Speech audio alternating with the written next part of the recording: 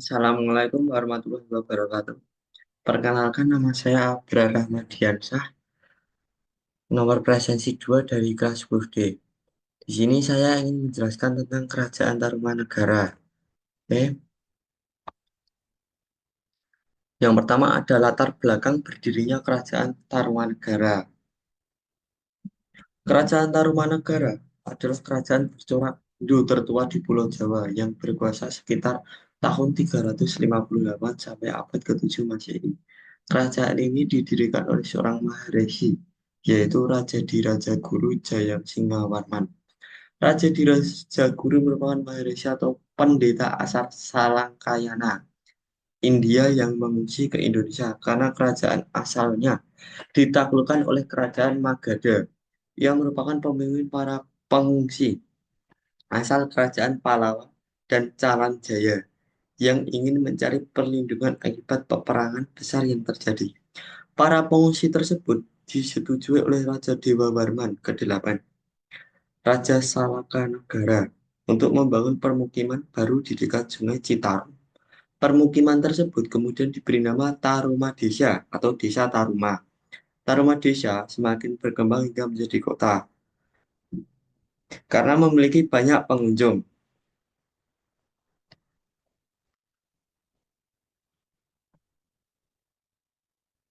Sejarah Kerajaan Tarumanegara bersumber dari sejumlah prasasti seperti Prasasti Ciaruteun, Prasasti Jambu atau Koleangka, Prasasti Pasir Awi, Prasasti Kebun Kopi, Prasasti Tugu, Prasasti Muara Cianten, Prasasti Lebak, dan situs Pasir Angin.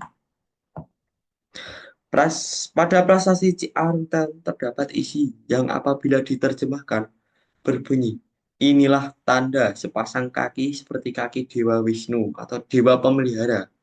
Ialah telapak yang mulia, Sang Purnawarman, Raja di negeri Taruma, Raja yang gagah, berani di dunia. Namun, apa yang tercantum dalam prasasti Kerajaan Tarumanegara bukanlah satu-satunya yang menggambarkan penyebutan raja seperti dewa. Penggambaran ini juga tercantum pada prasasti lainnya. Yang sedikit berbeda adalah situs Pasir Angin yang terletak di Desa Cemplang, Kecamatan Cibung Bulang, tepatnya di bukit kecil sebelah utara daerah aliran Sungai Cianten. Di situs ini ditemukan berbagai artefak seperti artefak kaca, artefak perunggu, artefak besi, artefak emas, tembikar, porselen, keramik, dan batu-batuan, dan topeng emas. Oke, yang selanjutnya ada masa kejayaan Kerajaan Tarumanegara. Puncak kejayaan Kerajaan Tarumanegara pada masa Kerajaan Purnawarman berkuasa antara 395 sampai 434 Masehi dan merupakan raja ketiga. Raja Purnawarman adalah penganut agama Hindu, aliran Vaishnava Purnawarman. Purnawarman membangun ibu kota kerajaan pada tahun 397 Masehi yang letaknya lebih dekat ke pantai. Ibu kota tersebut bernama Sundapura yang menjadi cikal bakal kata Sunda yang sekarang ini.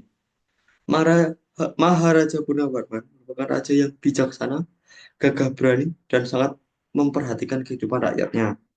Raja Purnawarman berhasil melakukan penanganan banjir dengan membuat Sungai Gomati sepanjang 12 km. Selain itu, sungai juga untuk menghadapi kekeringan di musim kemarau. Purnawarman juga memberikan persembahan berupa 1.000 ekor sapi kepada Brahmana. Penduduk penduduk hidup dengan bertani dan sistem pemerintahnya sudah teratur. Kerajaan Tarumanegara di bawah kepemimpinan Purnawarman berhasil menguasai 48 kerajaan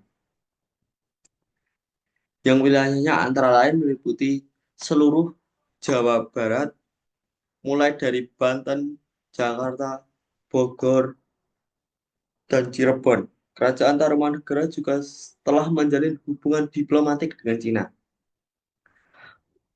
Adanya hubungan diplomatik tersebut berarti terjalinnya hubungan perdagangan dan pelayaran antara Tarumanegara dan Cina. Dan juga ada daftar nama nama raja kerajaan Tarumanegara semasa berdiri yang dipimpin oleh 13 raja, yaitu yang pertama ada Jaya Singgawarman yang menjabat antara 358 sampai 382 Masehi. Dawar Darwawarman 382 sampai 395 Masehi. Purnawarman 395 sampai 434 Masehi. Wisnuwarman 434 sampai 455 Masehi. Indrawarman 455 sampai 515 Masehi. Candrawarman 515 sampai 535 Masehi. Suryawarman 535 sampai 561 Masehi. Kertawarman 561 sampai 628 Masehi. Sudyawarman 628 sampai sampai 639 Masehi. Wangsawarman 639 sampai 640 Masehi. Ngaja Nga- Nagajaya Warman 640 sampai 666 Masehi. Lingga Warman 666 sampai 669 Masehi. Tarus Bawa 669 sampai sampai 723, yaitu raja dari kerajaan Sunda. Oke, yang selanjutnya ada fase kemunduran kerajaan Tarumanegara. Kerajaan Tarumanegara runtuh ketika dipimpin oleh Raja ke-13, yaitu Raja Tarusbawa, setelah menggantikan Raja Linggawarman yang wafat pada 669 Masehi. Pergantian kekuasaan ini pun menjadi pemicu berakhirnya kerajaan Tarumanegara, karena Tarusbawa lebih menginginkan untuk kembali ke kerajaannya sendiri, yaitu Kerajaan Sunda, yang sebelumnya berada di bawah kekuasaan Tarumanegara. Pengalihan kekuasaan ke kerajaan Sunda ini ternyata tidak disepakati oleh kerajaan Galuh, yang akhirnya kerajaan tersebut memutuskan untuk memisahkan diri. Dengan begitu, wilayah bekas kerajaan Tarumanegara pun dibagi menjadi dua, yaitu kerajaan Sunda dan kerajaan Galuh, dengan Sungai Citarum sebagai pembatasnya.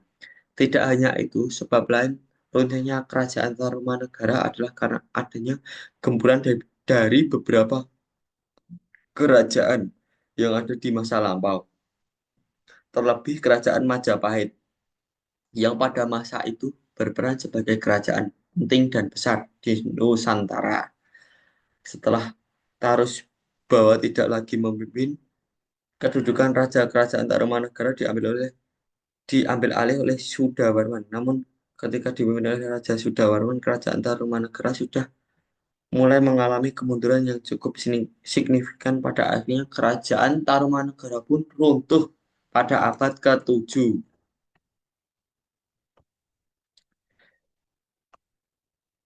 Oke, yang selanjutnya ada bukti peninggalan dari kerajaan Tarumanegara. Yang pertama ada yang berupa prasasti. Ada prasasti Ciaruteun yang ditemukan di Ciaruteun, Ilir, Bogor. Yang kedua ada prasasti Jambu ditemukan di Bukit Koleangkak, Bogor. Yang ketiga ada prasasti Pasir Awi ditemukan di Bukit Pasir Awi, Bogor. Yang keempat ada prasasti Kebun Kopi yang ditemukan di Kampung Muara, Hilir, Bogor. Yang kelima ada prasasti Muara Cienten ditemukan di Bogor. Yang ke selanjutnya ada prasasti Tugu ditemukan di Jakarta Utara.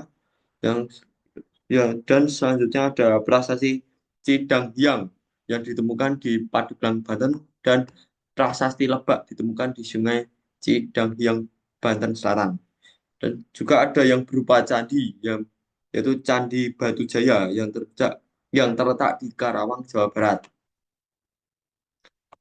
Selanjutnya ada daftar pustaka yang berisi tentang sumber-sumber yang saya gunakan, yaitu ada detik.com, regionalkompas.com, cnnindonesia.com, dan kompas.com.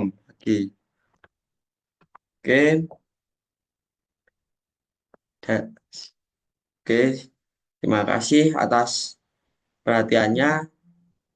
Cukup sekian yang dapat saya sampaikan. Saya mohon maaf jika ada kesalahan kata atau kurang lebihnya saya mohon maaf. Wassalamualaikum warahmatullahi wabarakatuh.